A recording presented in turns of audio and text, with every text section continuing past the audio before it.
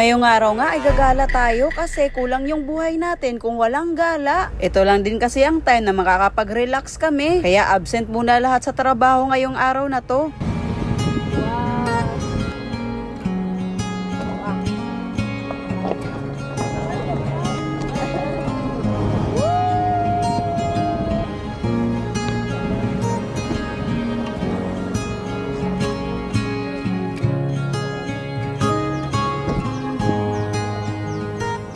Oh, nahirapan kami ngayon kasi sobrang lalim. Oh, no. Baka dito mahulog.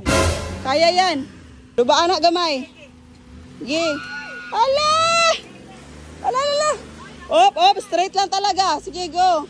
Oh, straight. Ge. Op. Ay, op. Yay!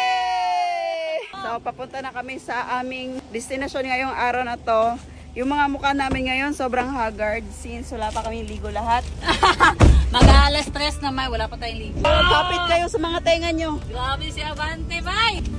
Oh. Tapos dito sa gilid, bangin na.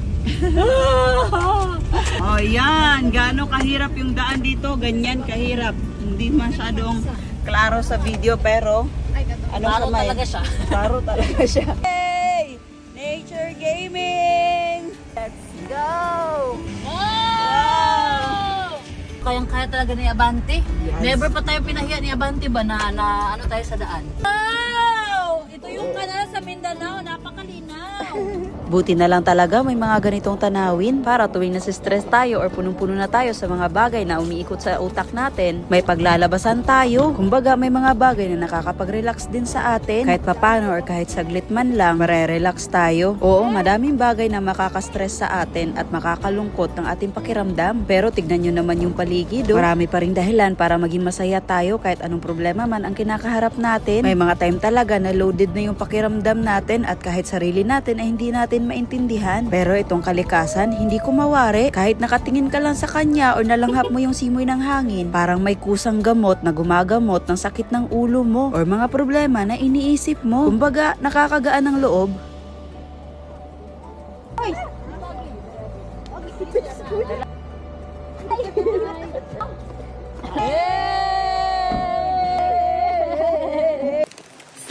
Maglalakad lang kami ng mga 5 to 10 minutes. Let's go, guys. At napakarami nga natin ngayon, guys. My goodness!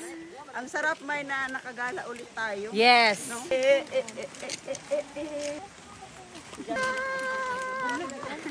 Hoy! Pagdatingan namin dito, kumuha agad si Wendy ng dahon ng saging kasi magbubudol fights na kami ngayon. Paano ba naman kasi mag-aalas 3 na pero hindi pa kami nagla-lunch? Sa wakas nga ay ready na yung pagkain natin at makakamukbang na tayo ngayon. Let's eat! Let's go! Ikaw na!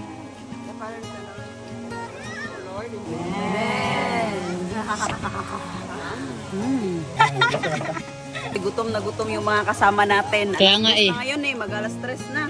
Kaan!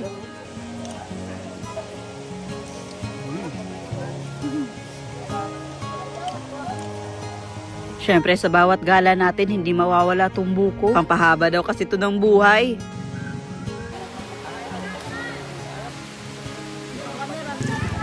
Pinagbuksan na nga kami lahat ni Normy ng buko para makainom daw kami at makakain.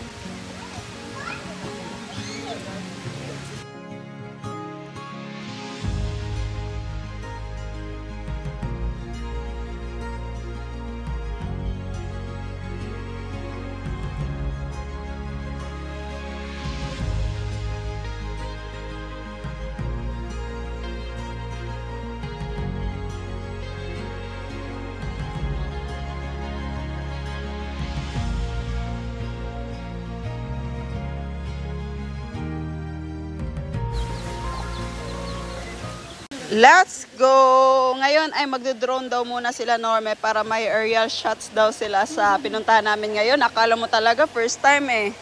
El Kyle nga pala guys, meron din siyang Facebook page. Oh, follow niyo siya. Grabe, sobrang laki naman ng tabanog ni El Kyle.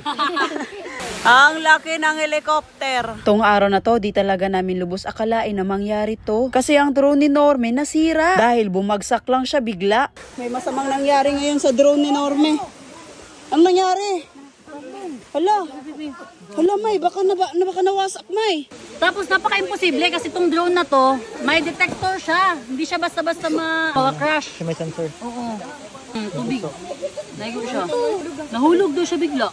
Tingnan ako, bigla na siya nahulog. Wasak, May. Wasak yung ano natin. Hala. Tapos tanggal. Pero ang problema dito, kung gagana pa ba? Kasi na ano siya na-drain. Baka may electric fan sila, May. Paano tayo? Hanggang ngayon nga ay hindi pa talaga nag-on ang drone ni Norme kaya hindi namin makita kung ano ba talaga ang nangyari. Kasi before siya bumagsak, nagre-record pa siya. Dahil nga sa pagbagsak ng drone natin ay may natamaan tayo na tao. Kaya humingi din talaga kami ng pasensya. Kasi di talaga namin sinasadya yung nangyari. Ginagawa nga ni Norme ngayon ay pinapalitan niya yung sabad. Kasi may isang sabad na natanggal talaga. 1 year and 2 months na tong drone na to pero ngayon pa talaga siya nagkaganito. Grabe yung experience natin dito. First time talaga. Nagamit pa natin sa Philippine Loop, kahit saan. Tapos ganito. May isang problema na naman tayo. Nawala na naman yung memory card. Lumipad, uy. Lumipad. Parang ayaw ata yung shoot dito eh. No? Parang ayaw mapabidyo sa atin ngayon ba? Parang meron ako nasasagap na masamang enerhiya. Meron kang nasasagap na? Masamang enerhiya. Naku po. Grabe, kahit saan talaga yung problema, no? Hindi tayo tinatantanan. Tignan nyo yun, pumunta kami dito para makapag-relax, pero problema din pala yung kaharap namin dito. Ganun lang naman talaga yung buhay, di ba? Sa mga panahon na hindi natin ina-expect, doon pa tayo magkakaroon ng malaking problema. Pero kahit ganun pa man, itong mga problema na to ay hindi magiging balakid para mag-enjoy kami dito sa napuntahan namin ngayong araw na to. Kasi kung magfo-focus lang tayo sa mga naging problema natin ngayong araw na to ay hindi tayo mag-e-enjoy. Para sa amin, nasa sa atin na talaga kung paano natin i-handle yung mga problema natin sa buhay. Kung magpapalunod ba tayo dito or gagawa tayo ng paraan para masolusyonan nito. Pero iba't ibang klase din kasi yung problema eh. May mga problema na kayang-kaya pa nating solusyonan pero yung iba kailangan nating i-let go. Tulad na lang ng nangyari ngayong araw na to. Pagproproblemahin pa namin ang nangyari sa drone, wala naman na kami magagawa kasi hindi na natin mababalik ang oras at yung panahon para maisalba natin ang pagkasira ng drone. Kaya kailangan natin i-let go. So it's a reminder na choose your battle wisely kasi hindi lahat ng problema ay kailangan nating labanan.